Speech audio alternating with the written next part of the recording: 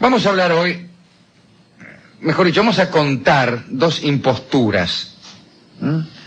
El arte de la impostura aparece a cada momento aquí en este programa.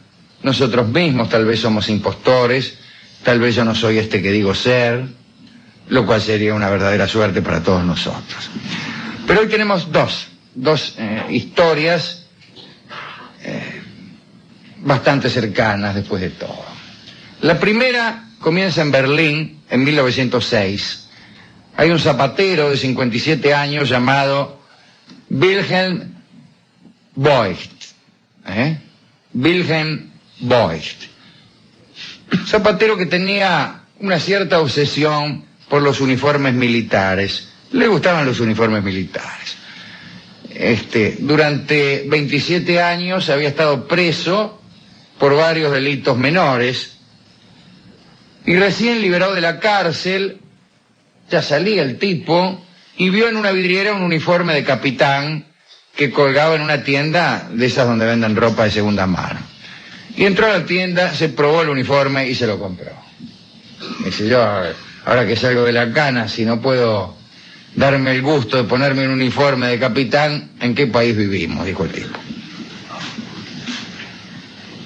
Pero como vio que le quedaba bien, tuvo una idea. Malas cosas son las ideas que uno tiene cuando ve que un saco le queda bien.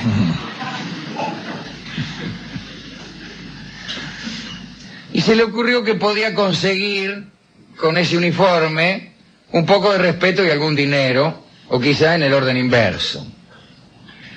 Lo primero que hizo fue estudiar minuciosamente el comportamiento de la milicia local. Empezó a ver cómo marchaban, cómo saludaban, cómo daban las órdenes, cómo las recibían. Y después concurrió a una feria de cerveceros que había en Berlín para hacer una serie de comprobaciones. Se puso el uniforme del capitán, entró majestuosamente a esta convención cervecera y en cada puesto lo saludaban, algunos soldados le hacían la venia, pero lo que lo halagó enormemente fue otra cosa. Parece que algunas damas le dirigían ciertas miradas tímidas pero aprobatorias. Y la verdad es que esa misma tarde se consiguió un amante. Bueno, entusiasmado entonces, Wilhelm dio los toques finales a un plan que se le había ocurrido. Era una treta para aprovechar al máximo la admiración prusiana por la autoridad y por los uniformes, y al mismo tiempo para vengarse de algunos funcionarios gubernamentales del Kaiser, quienes se habían negado a darle su pasaporte y su carnet de identidad después del periodo que, según hemos dicho, había pasado nuestro amigo Wilhelm en la cana. Pues bien, un día el hombre se dirigió, ya disfrazado con su correspondiente uniforme, a uno de los grandes cuarteles de Berlín. Muy bien, al rato aparecen un cabo y 5 soldados que se dirigían a la reja del cuartel. Entonces Wilhelm le preguntó a dónde iban, de vuelta al cuartel, habrán dicho los tipos, yo qué sé. Bueno, dijo Wilhelm, vengan conmigo que tengo una misión urgente para ustedes. Y así, el falso capitán empezó a caminar encabezando su pequeño ejército. En el camino les ordenó a otros 4 soldados que se unieran al grupo, y ya con 10 hombres tras él, Wilhelm viajó con todos ellos a Köpenick, un distrito de las afueras de Berlín. Al llegar allí, alineó a la tropa y la hizo marchar redondamente al ayuntamiento, a la municipalidad. Cuando llegó allí, le dijo al burgomaestre, el doctor Langerhaus, que quedaba arrestado. Y le explicó que había sido enviado desde Berlín para investigar la desaparición de fondos municipales y que se lo sospechaba al burgomaestre de fraude. Después, Wilhelm fue hasta donde estaba el tesorero de Köpenick, también lo arrestó, le dijo que quedaban confiscados los fondos. El tesorero abrió las cajas fuertes, le entregó al capitán 5.000 marcos. Más tarde, Wilhelm se puso en busca allí en el ayuntamiento de un pasaporte y de un carnet de identidad, pero no tuvo suerte. Y decidió entonces seguir interpretando su papel de capitán durante un tiempo más. Le ordenó al capitán de policía que requisara por la fuerza varios carruajes de los lugareños más ricos, hizo que metieran a todos los funcionarios municipales del pueblo en aquellos carruajes y que los enviaran a Berlín, arrestados y bajo escolta armada. Allí los entregaron al general Moltke, que al darse cuenta de lo absurdo de la situación, los despachó de vuelta. También tomó la precaución de enviar una partida armada de regreso a Köpenick para arrestar al capitán antes de que hiciera más daño. Pero era demasiado tarde. Wilhelm había huido. Al día siguiente, todos los diarios hablaban de las proezas de un misterioso hombre que había burlado a todo el ejército. Wilhelm estaba encantado. Ofrecían una recompensa de 25.000 marcos, no mangos. Mangos decían los alemanes, pero son 25.000 marcos por su cabeza. Pero empezaron a pasar los días, naturalmente no se detenía ningún culpable, la prensa dejó de hablar, y Wilhelm empezó a sentirse despojado de aquel reconocimiento que había logrado, y entonces para ayudar a la policía que diera con él, les envió una fotografía, y a los 10 días lo arrestaron, ¿no? Le dieron una sentencia de 4 años de prisión. Sin embargo, Wilhelm no cumplió toda su condena, porque el Kaiser, el propio Kaiser, al enterarse de estas proezas, lo perdonó por simpatía, o haciéndose eco de una cierta simpatía pública que hay, en este caso, por bandoleros inofensivos como este, ¿no? A veces la simpatía pública recae en asesinos de moda. El caso es que lo perdonó, ¿no? Finalmente, Wilhelm Voigt abandonó la cárcel convertido en una figura famosa, con todas sus ambiciones satisfechas, reconocimiento, popularidad, menos la del dinero, porque la plata robada tuvo que ser devuelta al municipio de Köpenick.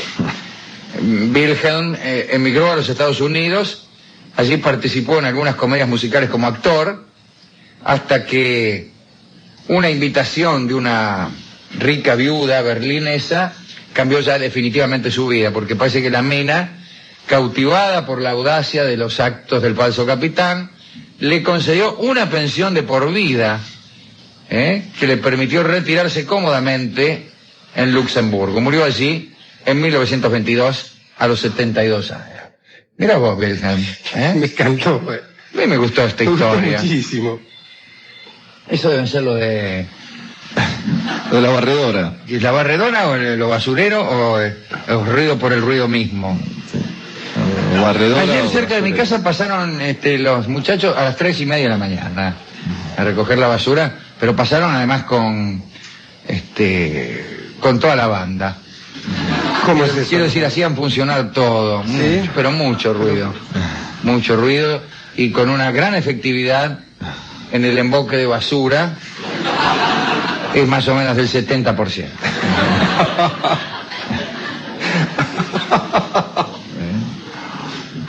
Bueno, digo esto, le explico a los oyentes porque aquí oímos que en la calle se está produciendo un cataclismo que calculamos consistirá en el recoger la basura. Claro, la basura acá de Tortoni, ¿no? Bueno, este es el primero de los dos impostores. La otra historia de impostores es más rumbosa, ¿no? Se trata de un engaño en el edificio de la Real Marina Inglesa, conocido como Weymouth. Y acá la impostura no tenía otro propósito que el de jorobar un rato. Aquí no se trataba de robarse unos mangos, ni de conseguir respeto, ni reconocimiento, sino de reírse un rato. El filósofo William Dever Cole se hizo pasar por Herbert Cholmondeley, y dijo que era del Ministerio de Asuntos Exteriores. Y le mandó un telegrama a la Marina inglesa para programar la visita de un grupo de príncipes de Abisinia, donde hoy es Etiopía, ¿no? Y los tipos de la fuerza naval aceptaron aquella visita, y se dio paso al protocolo. Por supuesto, Cholmondeley no era nadie, sino que era el filósofo de Berkowl. Y resulta ser que los 4 príncipes abisinios no eran ni abisinios ni príncipes, eran 4 atorrantes, 4 amigos de Cole. Uno era el atleta Anthony Buxton, otro era el artista Duncan Grant, otro era Adrian Woolf, y la otra era la hermana de Adrian, que no era otra que Virginia Woolf, nuestra querida escritora, la autora del Orlando, ¿no? También iban otros ahí, iba uno de intérprete, un señor Guy Ridley, hijo de un juez, que iba como intérprete, que era el que sabía el idioma abisinio. Y ahí fueron los 4, el 7 de febrero de 1923. 4 disfrazados con barbas y túnicas, tomaron el tren en la estación de Paddington y llegaron a Londres unas horas más tarde. Los había vestido un experto en maquillaje teatral llamado William Clarkson. Y llegaron los tipos. La recepción en el edificio de la Marina fue mejor de lo que los impostores jamás habían soñado. Una alfombra roja extendida desde el tren hasta una plataforma, y allí hasta el vestíbulo abierto, ahí en la estación. Después lo esperaba una guardia de honor, pasaron revista. Luego llevaron a los supuestos príncipes hasta el edificio, hasta el propio edificio de la Real Marina, pero lo llevaron en un barco militar a través del Támesis. Mientras paseaban por la nave, repartían tarjetas de presentación impresas en un idioma inexistente y hablaban latín con acento. Incluso parece que decían vinga vinga cuando les mostraban un aspecto imponente del navío o de la ciudad. El edificio de la Marina había sido adornado con banderas para esta visita principesca. En el salón central tocaba para ellos la Orquesta Militar de Londres, y Virginia Woolf dijo más tarde que sobreactuaban a tal punto que no podían creer que no se quebrara la verosimilitud de sus disfraces. Más tarde solicitaron colchonetas para rezar durante el ocaso y otorgaron distinciones abisinias a algunos de los oficiales de mayor rango, que incluso las llevaron puestas durante largo tiempo. 3 veces estuvieron a punto de ser descubiertos. La primera, cuando se les ofreció una cena a bordo de la nave, en realidad no podían aceptar porque el maquillador Clarkson les había advertido que si trataban de comer cualquier cosa se les iban a caer los labios falsos que llevaban, de modo que declinaron la invitación, haciendo que el intérprete explicara que las costumbres religiosas de los príncipes les impedían comer o beber sobre el agua, porque era en el barco la cena.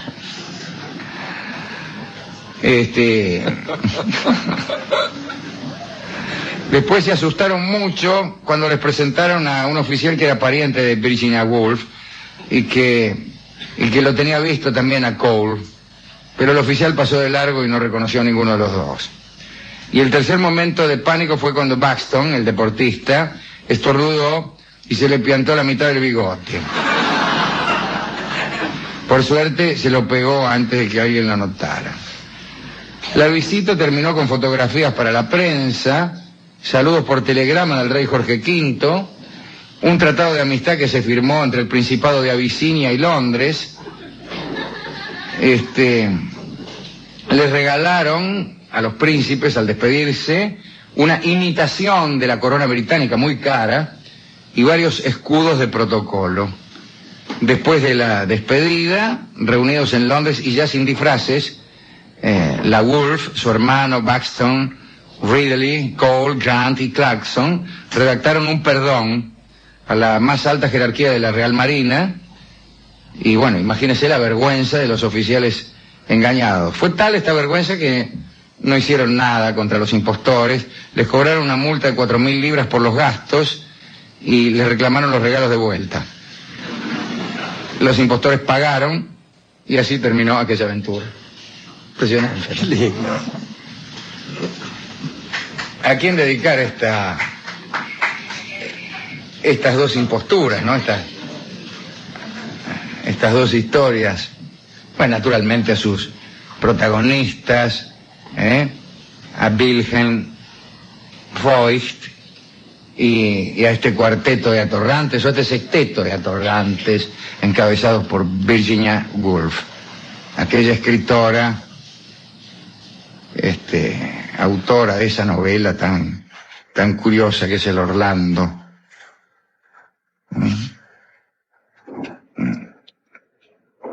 Es ahora bastante discutida Virginia Woolf. El otro día estaba María Esther Vázquez dialogando con Carrizo y recordó que ella tenía una especie de controversia con Victoria Ocampo, controversia que consistía única y exclusivamente en la opinión distinta que ambas mantenían acerca de Virginia Woolf. María Esther Vázquez no gustaba tanto de Virginia como Victoria Ocampo, ¿no? Y ciertamente la novela El Orlando, alguna vez hemos hablado de la novela, es una novela mucho más divertida cuando uno la cuenta, cuando uno da cuenta de su existencia que cuando uno la lee. Hay un personaje que creo que tiene como 300 o 400 años, o vive 300 o 400 años, va cambiando de sexo, no es que va cambiando de sexo, cambia de sexo en medio de la novela. Bueno, esto ya nos entusiasmaría muchísimo, pero no sé, después no sé. Borges ha traducido el Orlando de Virginia Woolf, y según me enteré el otro día también oyendo a María Esther Vázquez, parece que esta traducción fue hecha en colaboración, porque la madre de Borges colaboró muchísimo en ella, ¿no? Bueno, vamos a dedicar también a todos los impostores que han participado en estas dos historias, le vamos a dedicar la charla porque son personas simpáticas, no han matado a nadie, y bueno, y a los buenos impostores, es decir, a los que ejercen lo que yo he llamado alguna vez la impostura ascendente, que es la más corriente de las imposturas. Uno se finge mejor de lo que es, pero aquellos que la ejercen en forma desinteresada. También podríamos dedicarle la charla a los raros casos de personas que ejercen la impostura descendente. Se fingen peores de lo que son, porque hay que adivinar alguna razón noble en este fingimiento que normalmente no suele traer recompensa ninguna. Y después, me parece que estos son dos casos de impostura horizontal. Es decir, los príncipes abisinios no eran ni mejores ni peores que Virginia Woolf. Eran simplemente distintos, ¿no? Bueno, y a todos los impostores que se encuentran en la sala, a los que nos escuchan, a los que gustan del arte de la impostura con fines nobles. El más noble de los cuales es seguramente el que tiene que ver con el amor. Yo creo que todo esfuerzo amoroso tiene un si es no es de impostura. Uno tiene que fingirse una persona mejor, una persona más dispuesta, una persona más limpia, incluso a veces más enamorada.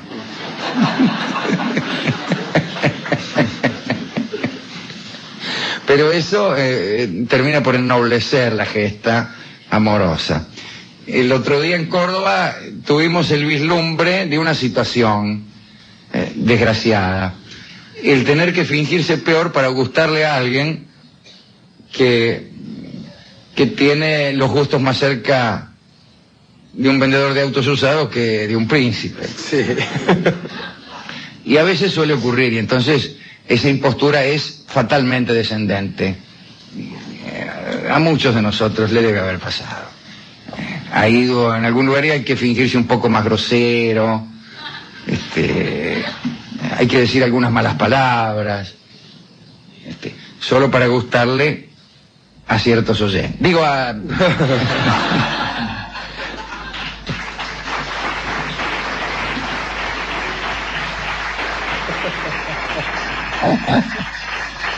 Por suerte aquí tenemos oyentes muy calificados y tenemos que tratar de ser mejores, aunque siempre descubren nuestra impostura. ¿Y con qué vamos a ilustrar esta charlita? Bueno, toda vez que los amigos de Virginia Woolf se habían pintado, vamos a escuchar El gato que tiene ese nombre, El Pintado, que seguramente ha sido, El Pintado, ¿no? Ha sido compuesto pensando en este episodio que tiene una gran difusión en el interior del país. Casi todos los compositores de chacareras y gatos no hacen sino reflejar de un modo u otro esta impostura de la cual fue víctima la Marina inglesa. El Pintado va a ser cantado por nuestros amigos los Huancahuá. Adelante, muchachos.